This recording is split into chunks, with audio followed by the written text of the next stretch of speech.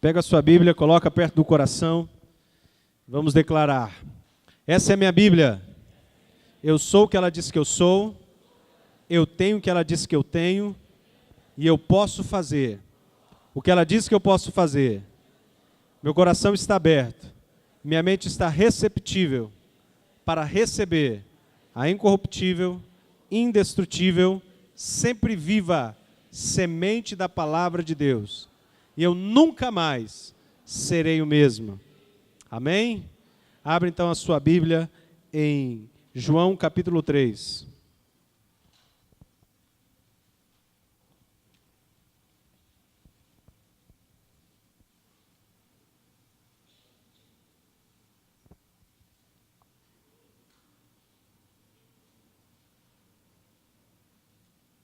João capítulo 3.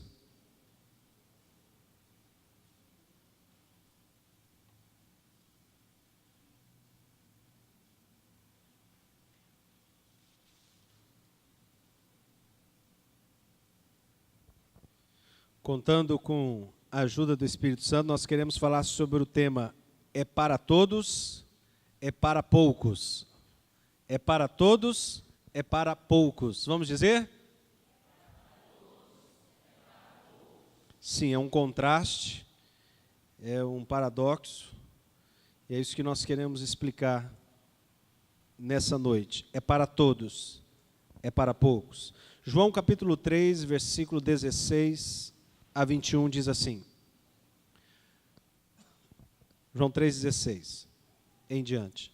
Porque Deus amou o mundo de tal maneira que deu seu Filho unigênito para que todo aquele que nele crê não pereça, mas tenha a vida eterna. Porquanto Deus enviou o seu Filho ao mundo não para que julgasse o mundo, mas para que o mundo fosse salvo por ele. Quem nele crê não é julgado.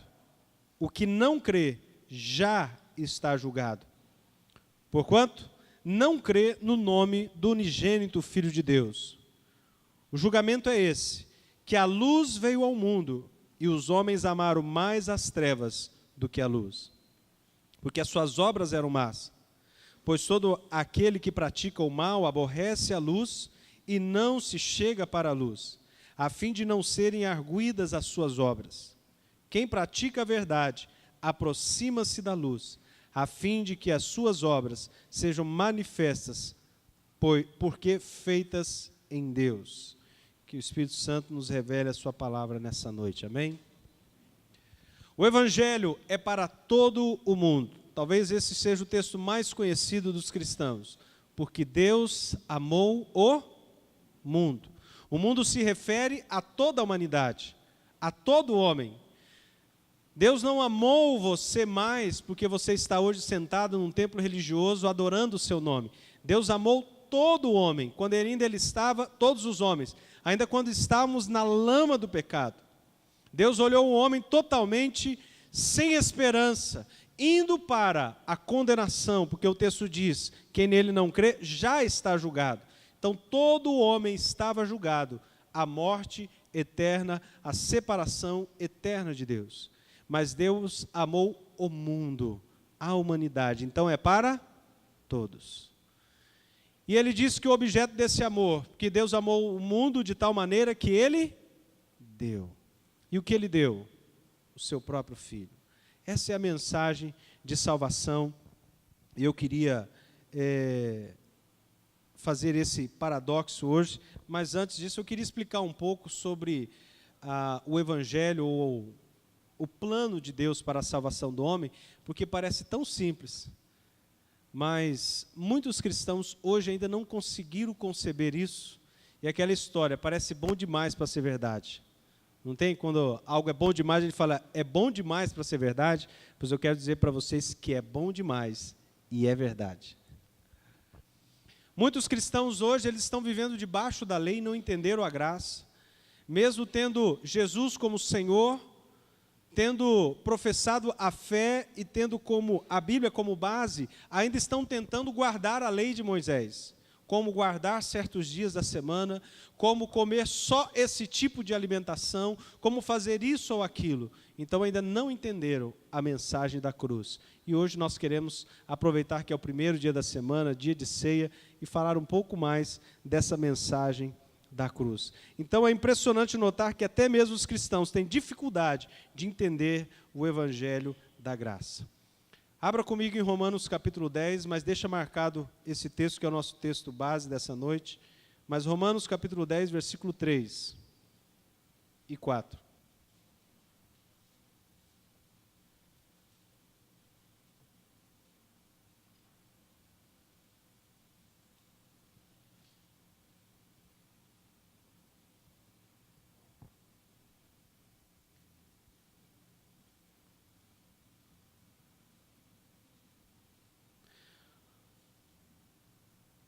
Romanos capítulo 10, versículo 3 e 4 diz assim: Porquanto, desconhecendo a justiça de Deus e procurando estabelecer a sua própria, não se sujeitaram a que vem de Deus.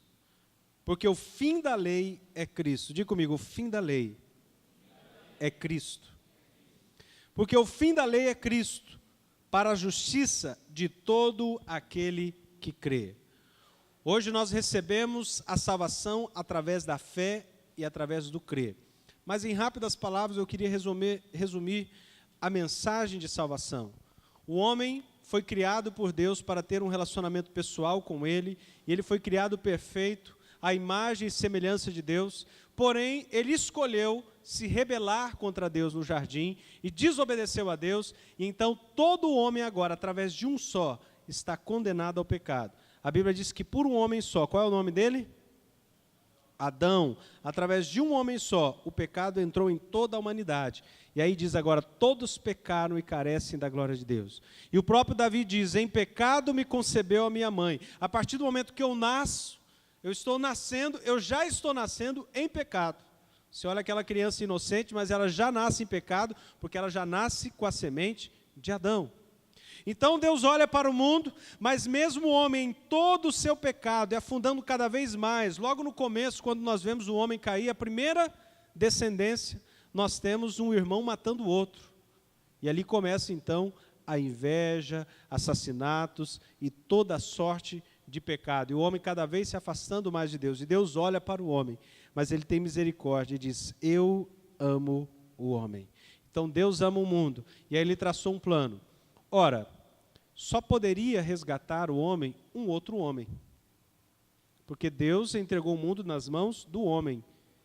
E por um homem entrou o pecado, somente por um outro homem poderia sair o pecado. E agora Deus olha para a humanidade e vê todos os homens com pecado, já na semente do pecado.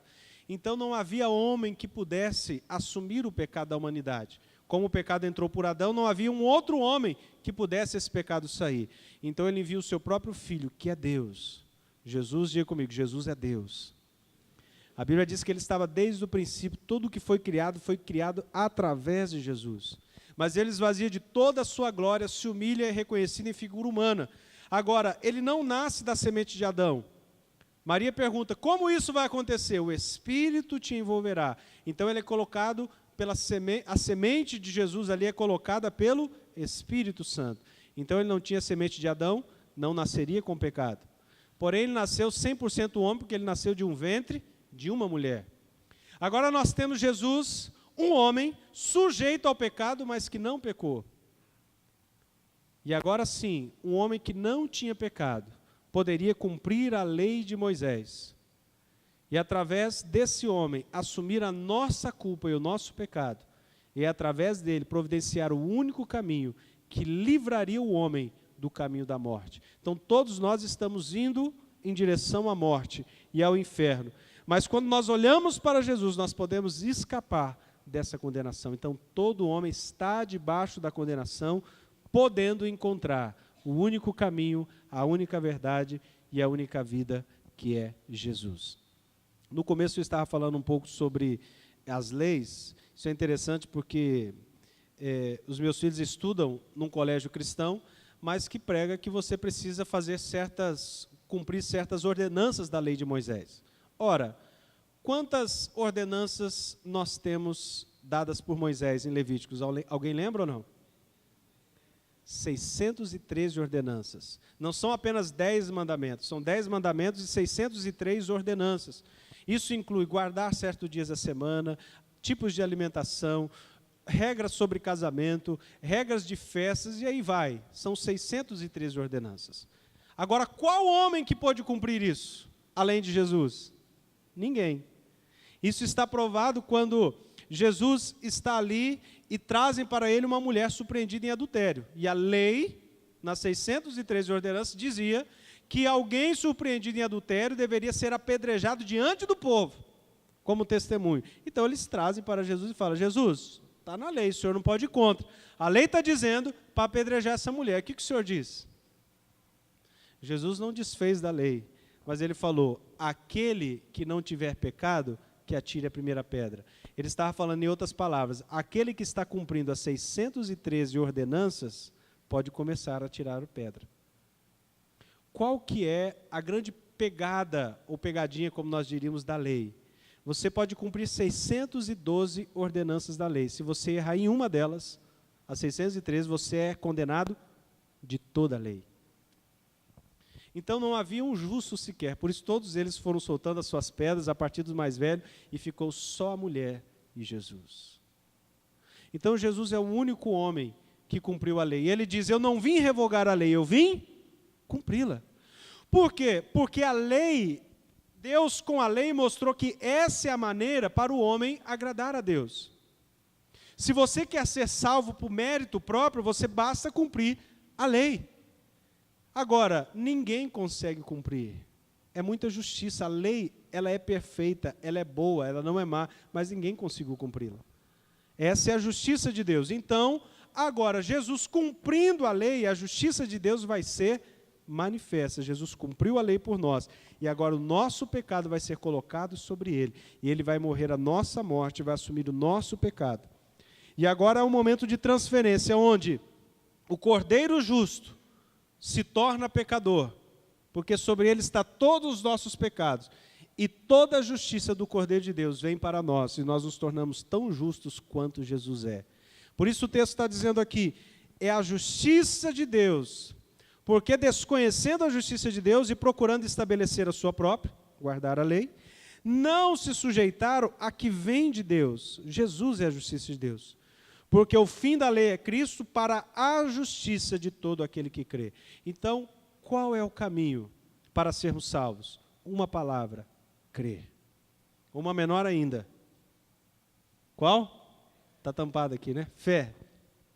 Somente pela fé. Em quem? Em Jesus Cristo. Então vamos voltar aqui no tema da mensagem. É para todos, é para poucos. Essa mensagem de salvação é para todo homem, mas nem todos a recebem. Qual é o condicional? Nós vimos: é crer em Jesus. Antes de nós passarmos para esse ponto, eu gostaria que você anotasse aí Atos capítulo 15, versículo 28 a 29. Atos 15, 28 e 29. Esse texto, quando alguém vier falar para você: não, você precisa guardar a lei, você precisa circuncidar, você precisa guardar certos dias da semana, você não pode comer isso ou aquilo, você tem que guardar a lei. Ora, esse texto é quando os apóstolos se reúnem. Jesus já havia morrido, ressuscitado, já havia o evangelho da graça, mas eles mesmos eram tão influenciados pela lei, que eles não estavam compreendendo toda a totalidade. Era bom demais para ser verdade. Toda a totalidade da graça. Então o que aconteceu? Os apóstolos eram todos judeus, correto? Eles guardavam a lei? Sim, procuravam guardar a lei. E agora nós temos os gentios que estão se convertendo, eu e você, todos que não são judeus, são chamados de gentios. E agora os gentios estão se convertendo, então eles falam: bom, os gentios já receberam Jesus, já foram batizados no Espírito Santo, já foram batizados nas águas, o que falta para eles agora? Guardar a lei. Então eles começaram a impor a lei aos gentios. E aí se levantam os apóstolos, entre eles destaca o Pedro, Tiago e Paulo, que vão falar: não, Se eu tiver que guardar a lei, eu estou anulando a cruz de Cristo. Então não é mais pela graça, é por mérito próprio. E todos sabemos que ninguém alcança o favor de Deus por mérito próprio. Então, nesse momento, eles estão reunidos, jejuando e orando, e aí eles mandam uma carta aos gentios. O que os gentios deveriam guardar? Atos capítulo 15, versículo 28, diz assim: pois pareceu bem, depois você lê em casa todo o capítulo, é interessante, mas aqui é a conclusão do que está acontecendo.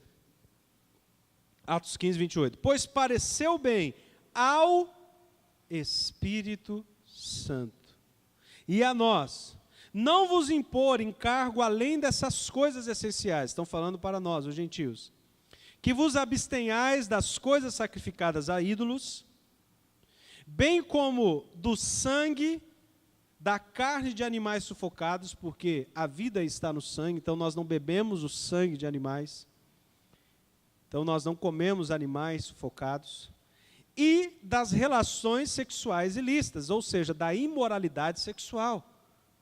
Nós ainda guardamos como templos do Espírito Santo essas ordenanças. Dessas coisas fareis bem se vos guardardes. Saúde. Mas nós estamos isentos das 613 ordenanças. Por quê? Porque o fim da lei é Cristo. Aquilo que eu não pude cumprir, Jesus cumpriu por mim. Amém? Mas aqui está a ordenança para nós, os gentios. Então, qual é o condicional para ser salvo? O texto diz: quem nele crer não é julgado. Então, qual é a condicional para ser salvo? Quem nele crê não é julgado. Quem não crê já está julgado. Mas esse crer envolve achegar-se à luz. E muitos não quiseram. O que é crer em Jesus? Se eu creio na obra de Jesus, eu vou me achegar a Jesus. E agora a minha vida passa a ser dele e a vida dele passa a ser a minha. E agora não sou eu mais quem vivo, e Cristo vive em mim. E o viver que agora vivo na carne, eu vivo pela fé no Filho de Deus. Então, é se achegar à luz. O que acontece quando eu me achego à luz? Tudo que é trevas, tudo que é pecado, se torna manifesto. Então, porque é para todos, não quer dizer, é para todo mundo que todos vão receber, porque nem todos querem se achegar à luz. Primeiro, porque não querem abandonar o pecado, a vida que estavam vivendo. Segundo, muitas vezes, pela culpa, pela vergonha, não querem expor a sua vida diante da cruz. Mas o Senhor não nos expõe, quando nós chegamos à luz, para nos envergonhar, mas é para nos restaurar e nos fazer filhos perfeitos em Deus. Amém? Estão acompanhando aí? Então diga aleluia! Glória a Deus. Fica firme aí. Então, versículo 19 de João capítulo 3. Nós estamos acompanhando todo o texto. Abra aí então. João capítulo 3, versículo 19. Diz assim: o julgamento é esse, que a luz veio ao mundo e os homens amaram mais as trevas do que a luz, porque as suas obras eram más. Pois todo aquele que pratica o mal aborrece a luz e não se achega à luz, a fim de não serem arguidas, manifestas, descobertas as suas obras. Então o julgamento é esse: a luz veio ao mundo, mas os homens não quiseram a luz, preferiram as trevas. Isso é terrível. É preciso querer mudar, é preciso querer abandonar a vida de pecado. Nem todos querem, mesmo dentro das igrejas. Eu não entendo esse evangelho de que as pessoas aceitam a vida de Jesus, aceitam a sua vida, aceitam Jesus como seu Salvador, recebem essa vida de Deus, mas continuam na vida de pecado. Como pode isso? Eu quero todos os benefícios da cruz, mas não quero viver a vida de cruz. Pessoas estão frequentando os templos dia após dia e vivem ainda uma vida de imoralidade, uma vida de adultério, de mentira, de roubo. Elas não estão, na verdade, se achegando à luz. Elas têm nome de cristãos, mas não são cristãos. O verdadeiro cristão sabe que há uma mudança de vida. Quando Jesus vem habitar dentro de mim, há uma transformação. E eu não posso ser mais o mesmo. Nós vamos falar um pouco mais sobre isso então. E agora, vem a parte mais chocante para mim. do texto. Muitos não quiseram a luz. E um texto que completa isso, por que não quiseram a luz, está em João capítulo 12. Abra lá em João capítulo 12.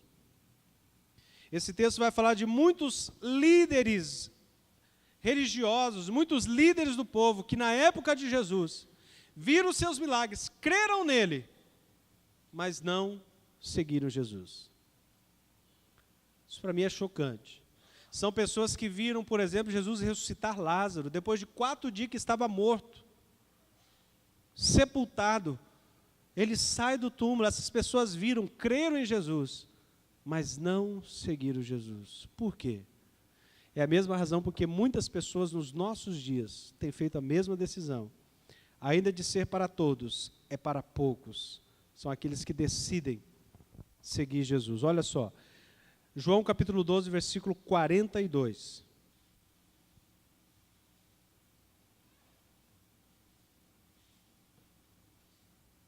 Diz assim: ainda assim, muitos líderes dos judeus creram nele. Creram em quem? Em Jesus. Mas por causa dos fariseus, não confessaram a sua fé, com medo de serem expulsos da sinagoga, pois preferiram a aprovação dos homens do que a aprovação de Deus. Preferiram a aprovação dos homens do que a aprovação de Deus. Preferiram a glória dos homens do que a glória de Deus. Quem eram os fariseus? Era a seita mais severa dos judeus, religiosos que guardavam a lei, que eram rígidos com respeito ao pecado, ao ponto de, se alguém confessasse Jesus como Senhor, eles eram expulsos das sinagogas. Entre um dos que mais se destacou dos fariseus, nós temos o apóstolo Paulo, que perseguiu a igreja de Cristo antes de se converter. Aprisionou muitos cristãos, matou e torturou muitos cristãos. Então você tem uma ideia do que era o fariseu. Então eles tinham medo dessa perseguição. Então o que aconteceu? Por medo do que vão falar de mim, o que vai acontecer comigo, eu vou perder certos privilégios, eu não vou poder entrar em certos lugares. Então, eu não vou confessar esse Jesus. Eu creio, é tudo isso mesmo, mas eu não quero abrir mão. Eu prefiro mais o favor do homem do que o favor de Deus. Queridos, quantas pessoas nos nossos dias estão fazendo isso? O que vão falar de mim? Será que agora eu vou perder meus amigos? Amo tanto meus amigos. Tantos anos que eles estão comigo, será que agora, se eu falar que eu vou ser um seguidor de Jesus, um discípulo de Jesus, eu vou perder meus amigos, não vou poder entrar em certos lugares, vou perder certos privilégios? Ah, não. Eu creio, é tudo isso mesmo, mas isso é amar mais a glória do mundo do que a glória de Deus. E nós temos hoje muitos fazendo isso. Então é para todos, mas é para poucos. Poucos que decidem realmente, eu quero a glória de Deus. Queridos, se todos estiverem me aplaudindo, de todas as pessoas eu alcançar o favor, que isso é quase impossível, mas se Deus não estiver me aprovando, isso para mim não vale nada. Agora, se todos estão me criticando, e se eu não tenho o favor de ninguém, mas o Senhor Deus está me aprovando, está me aplaudindo, isso basta, é tudo. E esses homens amaram mais a glória dos homens, mas naquele dia o que vai mais importar é se eu encontrei o favor de Deus. Então, ser cristão é isso, é renunciar à sua própria vida para viver a vida de Deus, e não me importa o que vão dizer de mim, eu sou de Deus e ponto. Amém? Eu sou de Deus e ponto e pronto. E se eu não compreender que Jesus é o maior tesouro e a riqueza que eu possa ter nessa vida, eu nunca vou colocá-lo acima de tudo e de todos. Eu preciso entender que Jesus é o maior bem, o maior tesouro que eu tenho, senão eu nunca vou colocá-lo acima de tudo que eu possa ter nessa terra. E é isso que é cristianismo. Ele está acima de tudo. Romanos capítulo 1, versículo 16, diz assim, Paulo está dizendo, não me envergonho do evangelho, porque é o poder de Deus para a salvação de todo aquele que crê, primeiro do judeu, depois do grego, do gentil, do brasileiro, você que está aí. Porque no Evangelho é revelada a justiça de Deus, uma justiça que do princípio ao fim é pela fé. Como está escrito, o justo viverá por fé. Essa justiça não é obra praticada por mim e por você, do começo ao fim, é pela fé, porque o justo viverá pela fé, e eu não me envergonho desse evangelho, da cruz e da fé. É isso que Paulo está falando, amém? A mensagem da cruz é a mensagem da morte do eu, mas também da vida eterna. Gálatas capítulo 6, versículo 14 diz assim, anote aí, Gálatas 6, 14. Mas longe esteja de mim gloriar-me, senão na cruz do nosso Senhor Jesus Cristo, pelo qual o mundo está crucificado para mim e eu para o mundo. Paulo fala, eu não vou me gloriar, nem me orgulhar de nada, a não ser da cruz de Cristo. O que Paulo estava falando? Paulo era um homem, antes, muito influente no povo judeu. Ele era um homem muito letrado. Ele era um homem que, diz os estudiosos, falava pelo menos 5 idiomas. É tanto que ele escreveu e doutrinou praticamente a igreja que nós conhecemos hoje, através das suas 13 cartas no Novo Testamento. Então, Paulo era um homem muito culto, ele era judeu, respeitado, e também ele tinha cidadania romana, que era muito importante para a sua época. Então, ele diz, mas eu não me glorio com nada disso, nem na minha sabedoria, a não ser na cruz de Cristo. E essa cruz é loucura para os homens, mas é a sabedoria de Deus. Amém? Vou ler em outra versão. Mas eu me orgulharei somente na cruz do Senhor Jesus Cristo, pois por meio da cruz o mundo está morto para mim e eu estou morto para o mundo. É a morte para o eu, é a morte para o mundo. Caminhando para finalizar essa mensagem, aquele que crê passa a ter uma vida eterna em si mesmo. Esse não vive mais na prática do pecado. Queridos, eu estava falando agora há pouco que eu não consigo compreender um cristão que se diz cristão, frequenta as igrejas e diz, olha, eu sou crente, e vive na prática do pecado, não há mudança, as pessoas olham para ele e não vê diferença nenhuma de quem é do mundo. Qual é a diferença? Na verdade, a pessoa que se diz cristã e não há uma mudança de vida, na verdade, ele ainda nem se converteu.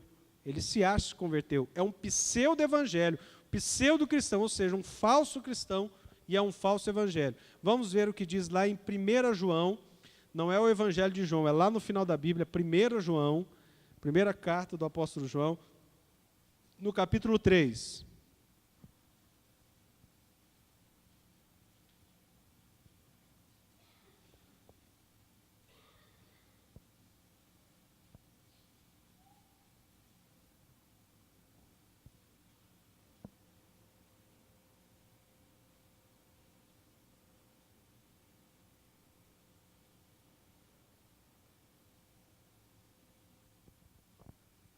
Primeira João capítulo 3, versículo 7 a 10 diz assim. 1 João 3, 7. Filhinhos, não vos deixeis enganar por ninguém. Seja pastor, bispo, apóstolo, papa. Não vos deixeis enganar por ninguém. Aquele que pratica a justiça é justo. Aquele que pratica a justiça é justo, assim como ele é justo. Como quem é justo? Jesus, Pai. Aquele que pratica o pecado procede do... Gente, o pessoal tem medo de falar esse nome dentro da igreja, né? Pode falar, tá? Saiu baixinho. De manhã também saiu assim, diabo. Não, é o que está falando aqui, ó. Aquele que pratica o pecado procede do diabo. Porque o diabo vive pecando desde o princípio.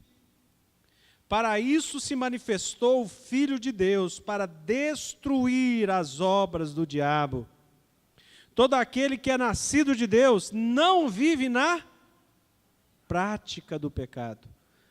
Pois o que permanece nele é a divina semente. Ora, esse não pode viver pecando, porque é nascido de Deus. Nisso são manifestos os filhos de Deus e os filhos do diabo. Todo aquele que pratica justiça, todo aquele que não pratica justiça, não procede de Deus, nem aquele que não ama o seu irmão. Olha aí, gostaria de destacar, todo aquele que é nascido de Deus não vive na prática do pecado. O crente peca? Sim ou não? Quem acha que sim? Quem acha que o crente... Não vou perguntar, não. O crente peca, tá? O crente peca, não é isso que está falando aqui. O crente não pode viver na prática do pecado. Então, o que é isso? Eu estou indo no caminho da vida. Em mim está a divina semente. Então, se eu estou caminhando no caminho da vida, pode haver que no caminho eu tropece, bata o pé num buraco, mas é como se fosse apenas um tropeço. Logo eu me levanto, me arrependo e continuo. Agora, aquele que se diz cristão e vive na prática do pecado é aquele que continua no buraco. Ele não está no caminho da vida. Então, se eu estou na prática do pecado, a Bíblia diz que eu não sou filho de Deus, eu sou filho do diabo. Não tem meio termo. Não tem em cima do muro, eu estou decidindo ainda para onde eu vou. Não tem. Ou eu sou filho de Deus, ou eu sou filho do diabo. Se eu estou na prática do pecado, ainda em mim não habita a divina semente. Porque ele está falando, se em mim já habita a divina semente, não tem como viver na prática do pecado. É mais ou menos isso. É luz e trevas. Tem alguém perto da luz aí? Paga aí. Olha, não está tudo escuro porque tem bastante luz ainda acesa ao redor. Mas, quando nós tiramos a luz, logo as trevas vão tomar conta. Agora acende a luz. Quando a luz acende, logo as trevas se dissipam. Elas não podem estar juntas no mesmo lugar. Da mesma maneira, se eu tenho a luz, se eu tenho Cristo em mim, eu sou luz também. Jesus fala, vós sois a luz do mundo. Então, como pode habitar dentro de mim luz e trevas ao mesmo tempo? Se eu estou na prática do pecado, eu estou vivendo nas trevas. Se eu estou na prática da justiça, eu estou vivendo na luz. Então, não tem como coabitar os dois juntos. Então, o crente não vive na prática do pecado. Pastor, eu vivo na prática do pecado. Então, você precisa receber Jesus Cristo como Senhor da sua vida e deixar que habite dentro de você a divina semente. Pastor, mas eu nunca mais vou pecar? Não, você vai pecar. Mas é como se fosse um acidente. Logo eu me levanto, peço perdão, porque eu sei que o pecado me faz separação entre o homem e Deus. Foi o pecado que levou o meu Senhor Jesus na cruz. E Paulo vai falar, se eu vivo na prática do pecado, eu estou novamente crucificando Cristo. Já não resta mais sacrifício pela minha vida. Então eu não posso viver na prática do pecado. Isso para mim é cristianismo. Novidade de vida, transformação.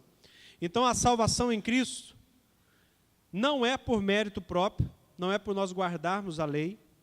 Porém, se somos agora de Cristo, nossa vida passa a refletir a luz que há em nós.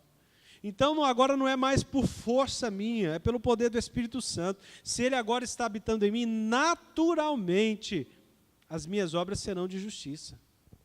Porque agora dentro de mim habita a divina semente. Dá para compreender isso, queridos? Que ainda continua sendo mérito do Senhor, não é por força minha, do Senhor, mas há uma mudança de vida. Então, não pode existir trevas e luz no mesmo lugar. Isso para mim é o cristianismo. E eu gostaria de concluir lendo o texto de Romanos, capítulo 6, versículo 4. Romanos 6, 4. O irmão João Paulo pode ir chegando aqui.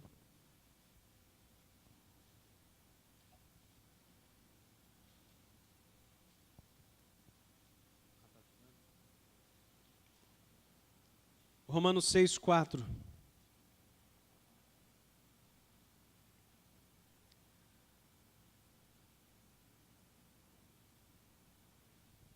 Diz assim: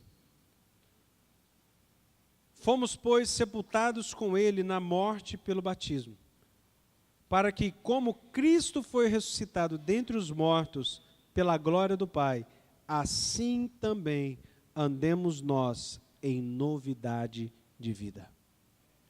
Nós morremos com Cristo na sua morte na cruz, mas também ressuscitamos com Ele, e agora nós devemos andar em novidade de vida. É uma nova vida.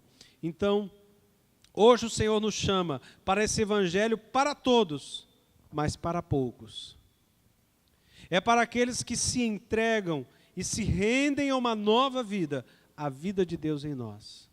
Por que é para poucos? Porque muitos são chamados e poucos escolhidos. Porque poucos se rendem e falam: Senhor, eis-me aqui. Eu abro mão da minha vida. Eu morro para o eu quero viver a tua vida. E agora nós podemos dizer como o apóstolo Paulo: não sou eu mais quem vive, mas Cristo vive em mim. E o viver que agora vivo na carne, eu vivo pela fé no Filho de Deus. Eu gostaria de orar com você. Se você puder, curva a sua cabeça. Pai, nós experimentamos tantas coisas hoje, nessa noite. Nós podemos entrar no Santo dos Santos e nós adoramos ao Senhor. Também nós fomos tocados através do Teu Espírito e fomos curados das nossas enfermidades. Agradecemos porque nessa noite também houve salvação nessa casa. Mas nós queremos dar mais um passo adiante. Nós queremos agora viver a vida de Deus. Perdoa-nos todas as vezes que temos vivido a nossa própria vida. Nós queremos andar em novidade de vida. Queremos que a nossa luz brilhe quando nós chegarmos diante das trevas. As trevas não resistem à luz, elas vão dissipar. Que brilhe assim a nossa luz, Senhor. Transforma as nossas vidas para sempre. Que Campo Grande saiba e reconheça que há um Deus em minha vida, em nossas vidas. Usa-nos para o louvor da Tua glória. Oramos em nome de Jesus. Amém e amém.